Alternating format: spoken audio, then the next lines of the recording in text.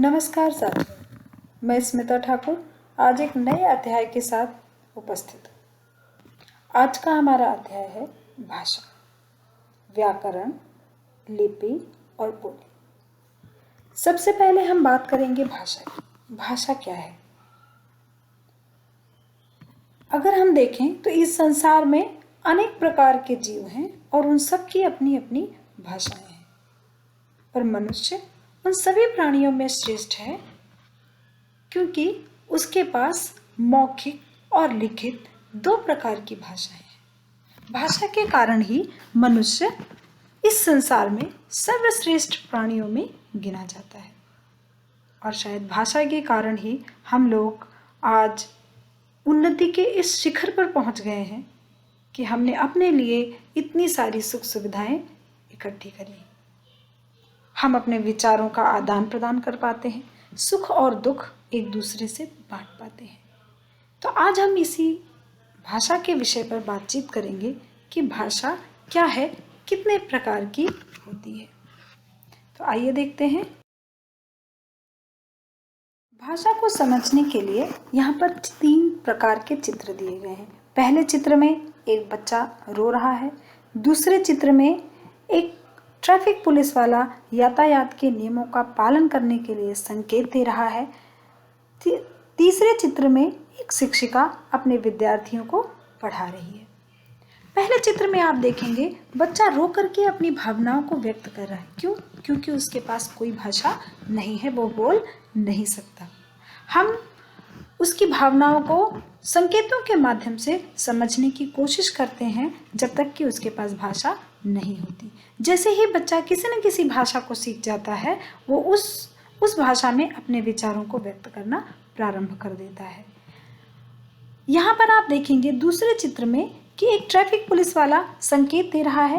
ये एक प्रकार की सांकेतिक भाषा है जो हमारी मुख्य भाषा में नहीं आती, क्योंकि मुख्य भाषाएं 2 ही हैं, मौखिक और लिखित।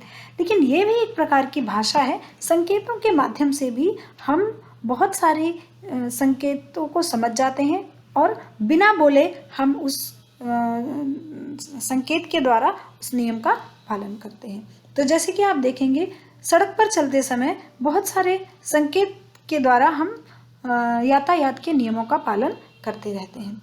यहाँ पर तीसरे चित्र में आप देखेंगे शिक्षिका मौखिक भाषा का प्रयोग करते हुए अपने विद्यार्थियों को पढ़ा रही है और विद्यार्थी लिखित भाषा का प्रयोग करते हुए शिक्षिका द्वारा दिए गए निर्देशों का पालन कर रहे हैं और लिख रहे हैं। तो इस प्रकार यहाँ आप देखेंगे सांकेतिक भाषा है, मौखिक भाषा है। ये 2 मौखिक भाषा के उदाहरण हैं, बच्चे का रोना और शिक्षिका का पढ़ाना। आगे हम देखेंगे कि भाषा की परिभाषा क्या होती है। परिभाषा की बात करें तो भाषा वह साधन है जिसके द्वारा मानव अपने भावों एवं विचारों का आदान प्रदान करता है। विश्व की अनेक भाषाएं हैं, भारत में भी अनेक भाषाओं का प्रयोग होता है और इन्हीं भाषाओं का प्रयोग करके मनुष्य अपने विचारों का आदान प्रदान एक दूसरे से करता रहता है। अब हम बात करेंगे भाषा के रूप की। भाषा के निम्नलिखित 2 रूप होते हैं जो मुख्य रूपों में आते हैं, मौखिक और लिखित। मौखिक भाषा वो है जो बोलकर व्यक्त की जाती है, जिनके बोलकर अपने विचारों को जब हम व्यक्त करते हैं उसे हम मौखिक भाषा कहते हैं, और जब हम लिख करके अपने विचारों को व्यक्त करते हैं तब हम उसे लिखित भाषा के रूप में जानते हैं। मौखिक भाषा के अगर हम आपको उदाहरण बताएं तो मौखिक भाषा में किसी से कहानियाँ सुनना, हम सबको कहानियाँ सुनना बहुत पसंद है। दादी से, नानी से या घर में बड़े बुजुर्गों से या अपने अध्यापिका से कहानियाँ सुनना मौखिक भाषा का उदाहरण है। समाचार सुनना, जैसे आप न्यूज़ चैनल पर, समाचार चैनलों पर आप बहुत सारे समाचार सुनते रहते हैं, वो भी मौखिक भाषा का उदाहरण है। शिक्षिका का कक्षा में पढ़ाना, बोलकर पढ़ाना, वो भी मौखिक भाषा का उदाहरण है। उसी तरह से लिखित भाषा के भी बहुत सारे उदाहरण हैं। जैसे आप पुस्तकें पढ़ते हैं, वो लिखित भाषा है। पत्र पढ़ना, पत्र जो लिखित रूप में आपको मिलते हैं, उसमें आप दूसरे के विचारों को, पत्र को पढ़ करके आप जानते हैं, वो भी लिखित भाषा के उदाहरण हैं।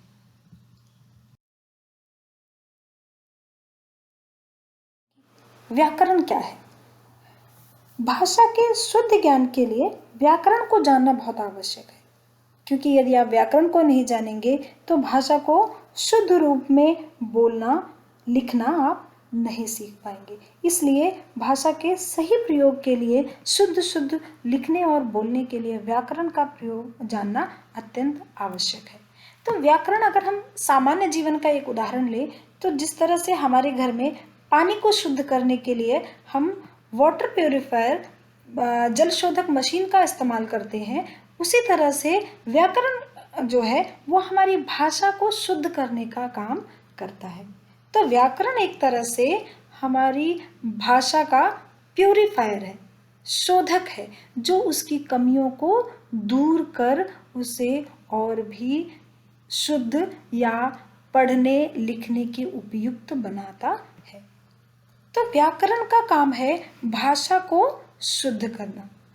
किसी भी भाषा को में व्याकरण को जानना अत्यंत आवश्यक होता है, और हर भाषा का अपना व्याकरण होता है। यह आपको, चाहे वो हिंदी भाषा हो, अंग्रेजी भाषा हो, संस्कृत भाषा हो, हर भाषा का अपना व्याकरण होता है, और व्याकरण के ही द्वारा हम भाषा को शुद्ध रूप में लिखना पढ़ना सीखते हैं।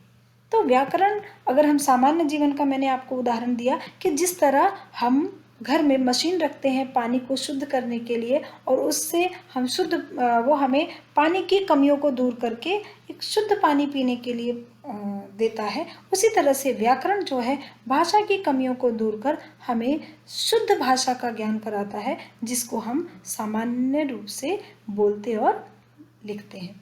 यदि भाषा व्याकरण ना हो तो भाषा में कठिनाइयाँ अत्यधिक होंगी, और हमें भाषा को सीखने में, लिखने और बोलने में बहुत ही कठिनाई होगी। तो भाषा को सरल करने में भी व्याकरण का बहुत बड़ा योगदान है। किसी भी भाषा के अंग प्रत्यंग का विश्लेषण या विवेचन व्याकरण कहलाता है। विश्लेषण का अर्थ है उसकी कमियों को, उसको एनालाइज करना, उसकी कमियों को दूर करना। भाषा व्याकरण वह विद्या है जिसके द्वारा किसी भाषा को शुद्ध बोला, पढ़ा और शुद्ध लिखा जाता है। किसी भी भाषा के लिखने, पढ़ने और बोलने के निश्चित नियम होते हैं, और उन नियमों का निर्धारण व्याकरण में ही किया जाता है।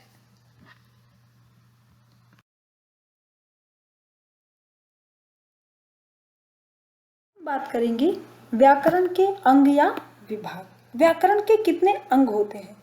पहले हमने देखा कि व्याकरण क्या है, उसका काम क्या है। व्याकरण का काम है भाषा की कमियों को दूर करके उसको सरल बनाना, और उस कुछ नियमों का निर्धारण करना जिसके आधार पर भाषा की रचना हो सके।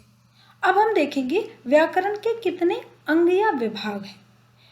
व्याकरण के 3 अंग हैं: वर्ण विचार, शब्द विचार और वाक्य विचार। तो वर्ण विचार में व्याकरण क्या करता है?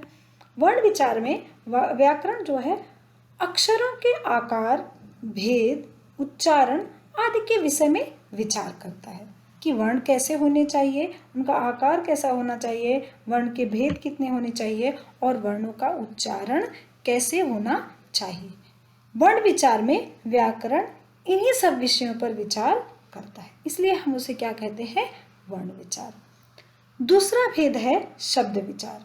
शब्द विचार की बात करें तो शब्द विचार में व्याकरण शब्दों के भेद, रूप, बनावट आदि के विषय में विचार करता है कि शब्द के भेद कितने होने चाहिए, उसका रूप कैसा होना चाहिए, उसकी बनावट कैसी होनी चाहिए। इन सब विषयों पर शब्द विचार में व्याकरण जो है वो विचार करता है।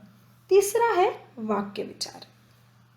वाक्य विचार में व्याकरण वाक्यों के भेद, उनके संबंध, वाक्य बनाने तथा अलग करने की रीति और विराम चिन्हों का वर्णन करता है, और इन सब को मिलाकर ही भाषा की रचना होती है। आप देखेंगे कि वर्ण या अक्षरों से शब्द बनते हैं और शब्दों से वाक्य बनते हैं, और वाक्यों से ही हम अपने विचारों का आदान प्रदान एक दूसरे से करते हैं। अब हम बात करेंगे लिपि की। लिपि क्या होती है? अगर आपने सुना होगा प्राचीन समय में चित्रात्मक लिपि का प्रयोग होता था, क्योंकि तब हमारे पास भाषा नहीं थी। और जैसे ही भाषा का जन्म हुआ वैसे ही चित्रलिपि का प्रयोग कम हो गया। तो लिपि क्या होती है, अब हम ये जानेंगे। लिपि या लेखन प्रणाली का अर्थ होता है किसी भी भाषा की लिखावट या लिखने का ढंग। ध्वनियों को लिखने के लिए जिन चिन्हों का प्रयोग किया जाता है उसे हम लिपि कहते हैं, या वही लिपि कहलाती है। लिपि और भाषा दो अलग अलग चीजें हैं। आप कहेंगे लिपि और भाषा कैसे अलग अलग हैं? वो ऐसा कि भाषा वो चीज होती है जो बोली जाती है। लिखने को तो उसे आप किसी भी लिपि में लिख सकते हैं। जो हमने बोला, किसी व्यक्ति ने उसे हिंदी में लिखा क्योंकि मैंने हिंदी में बोला, दूसरे व्यक्ति ने उसी बात को अंग्रेजी में लिख दिया जबकि उसकी लिपि दूसरी होती है। तो भाषा और लिपि दो अलग अलग चीजें होती हैं। भाषा वो जो बोली जाती है और लिपि वो जो चिन्हों में लिखी जाती है। अब वो चिन्ह हिंदी के भी हो सकते हैं, हिंदी लिपि के भी हो सकते हैं, या फिर रोमन लिपि के भी हो सकते हैं। तो इस प्रकार भाषा और लिपि दो अलग अलग चीजें हैं और विश्व में अनेक भाषाएं बोली जाती हैं और उन भाषाओं की लिपियां भी अलग अलग होती हैं। तो अगर हम लिपियों की बात करें तो लिपियों में 3 ही लिपियां जो हैं वो मुख्य रूप से जानी जाती हैं, जैसे चित्रलिपि और ब्राह्मी लिपि से उत्पन्न लिपियां और फेनोशियन लिपि से उत्पन्न लिपियां। ये 3 ही प्रकार की लिपि के समूह हैं, लिपि परिवार हैं, जिससे अनेक लिपियां जो हैं वो व्युत्पन्न हुई हैं और उन लिपियों में भाषाओं का निर्माण हुआ है।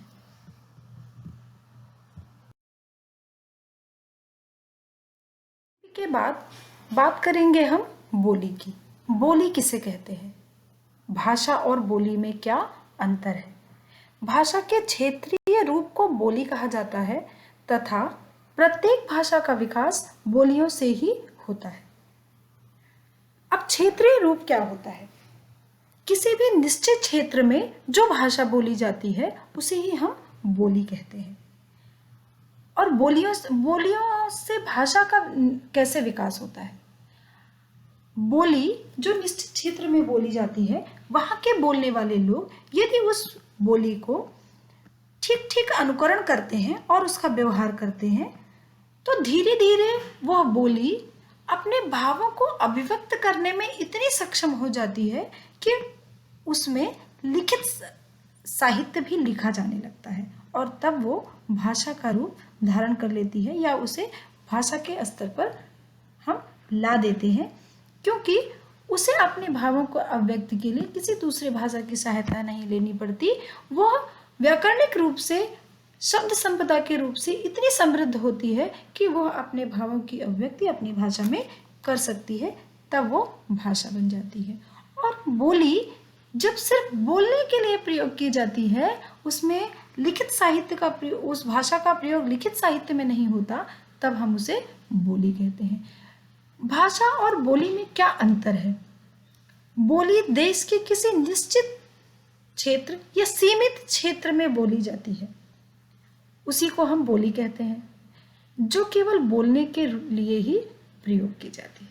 इसी कारण हम उसको बोली कहते हैं। और वो भाषा जो बोलने और लिखने दोनों के लिए प्रयोग की जाती है, उसे हम भाषा का के रूप में स्वीकार करते हैं।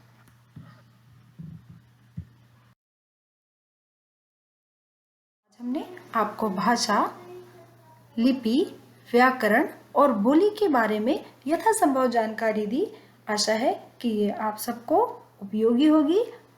अगली वीडियो में मैं किसी रोचक तथ्यों के साथ, रोचक विषय के साथ आपके समक्ष फिर उपस्थित होंगी। धन्यवाद, नमस्कार।